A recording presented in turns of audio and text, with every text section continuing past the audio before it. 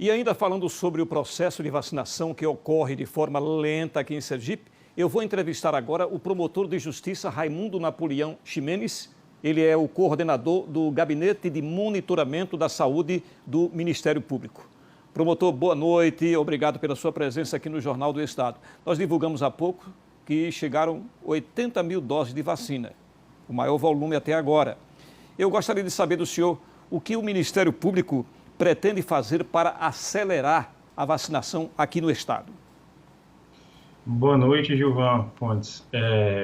Primeiramente, eu quero agradecer a oportunidade de estar aqui e também parabenizar pelo seu trabalho, esse trabalho de informação para a sociedade, principalmente nos dias de hoje, ele é muito importante. Então, mais uma vez, obrigado e parabéns pelo excelente trabalho.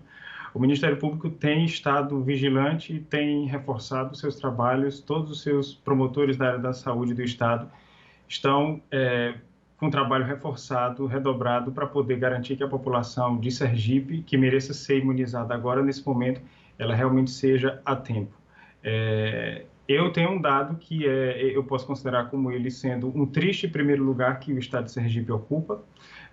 Dos 9 estados do Nordeste, de acordo com o boletim epidemiológico do Ministério da Saúde, Sergipe ocupa o primeiro lugar em mortalidade acumulada por 100 mil habitantes. Isso significa dizer que desde que começou a pandemia, aqui é o estado do Nordeste em que mais morreram pessoas proporcionalmente. Então, portanto, não há justificativa para que quando o município recebe o imunizante e que ele, dentro do prazo que foi pactuado com a Secretaria de Estado, que ele não efetue a aplicação dessas doses. Posso dizer, todos nós já sabemos que a imunização é que vai garantir a vida e a saúde de todos nós e que vai encerrar esse processo doloroso, né, que tem sido a pandemia, que tem afetado todos nós de diversas formas.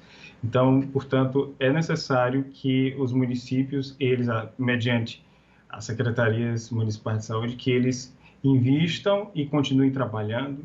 Já estamos no segundo mês, né, desde fevereiro que se iniciou, então já não há mais justificativa. O Brasil sempre foi exemplo mundial em imunização. Então, é preciso que seja redobrado também o trabalho dessas pessoas que trabalham com isso. Parabenizar, por exemplo, o município de Aracaju, em 2 dias imunizaram mais de 7 mil pessoas, né? Arregaçaram as mangas, esse final de semana fizeram um trabalho incrível. Então, e que isso seja multiplicado para todos os outros municípios do estado. Doutor Raimundo, vamos partir agora para a situação no interior do estado. De acordo com os últimos dados da Secretaria Estadual da Saúde, 36 municípios estão com cobertura abaixo de 90%. O que é que o senhor tem a dizer sobre essa cobertura vacinal no interior, nos municípios sergipanos? Eu imagino que esse valor se refira principalmente à segunda dose, né? Em termos de primeira dose, eu tenho acompanhado sempre os boletins, os membros do Ministério Público têm recebido esse material e no que diz respeito à segunda dose, realmente deixa a desejar o volume de municípios que conseguiram ultrapassar os 90%, né? Então, assim, como eu já disse, não há justificativa.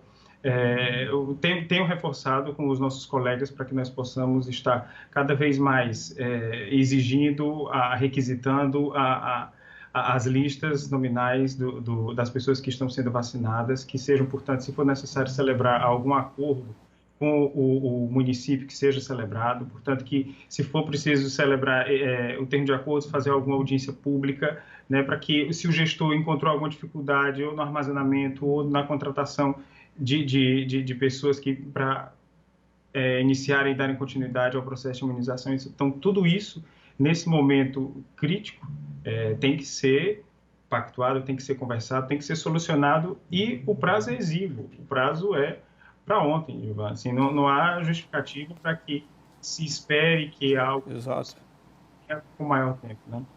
Exatamente. Nos finais de semana, alguns municípios sergipanos não estão fazendo a vacinação.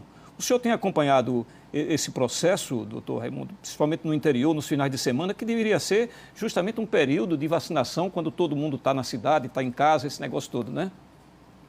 Gilvan, e no início, quando havia os idosos acamados, né? E quando havia aqueles de faixa etária muito alta, acima de 90 anos, 80 anos, 85 e por aí vai, até havia uma justificativa de alguns municípios dizendo que a procura era baixa.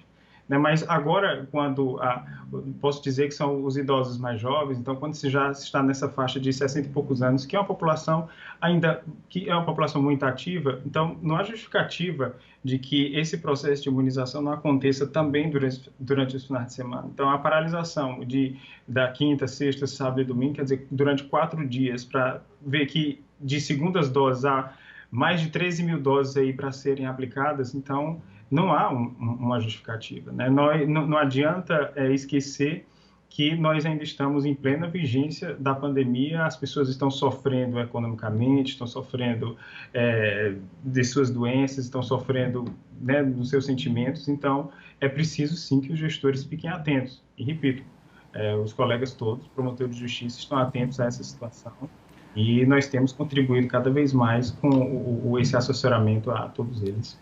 A situação não está muito boa nas UTIs, né? UTIs lotadas. O que é que o Ministério Público vem fazendo? Ele já tomou alguma medida para melhorar essa situação, doutor Raimundo? Olha, sim.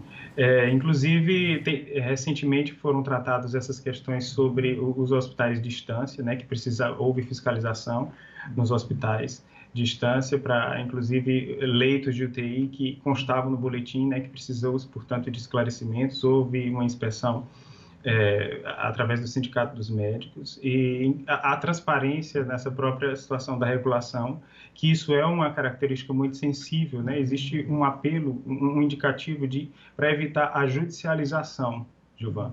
Significa o quê? Para que essa regulação continue acontecendo pela própria Secretaria de Estado de Saúde. Então, não há interesse de que tanto o Ministério Público, de que as pessoas comecem a entrar com ações judiciais para poder embaçar, para tumultuar o processo de regulação, mas é preciso que ele aconteça da melhor forma, é preciso que ele, portanto, seja transparente, é preciso que nós tenhamos acesso a todas essas informações de como está sendo esse processo de regulação. E a verificação, né, dos leitos de UTI, dos materiais, se tem o oxigênio. Então, diariamente, isso tem sido uma constante de toda a equipe que trabalha com saúde, de verificar junto à Secretaria Estadual e às municipais, e também interlocução com o próprio Ministério da Saúde, né, através do GIAC, que é um grupo que eu faço parte, que é ligado à Procuradoria-Geral da República, e que aí nós estamos sempre, constantemente verificando suprimentos, oxigênio, a questão dos medicamentos. Então, repito, o Ministério Público tem estado vigilante. É importante que a sociedade também nos ajude no controle social, isso é muito importante.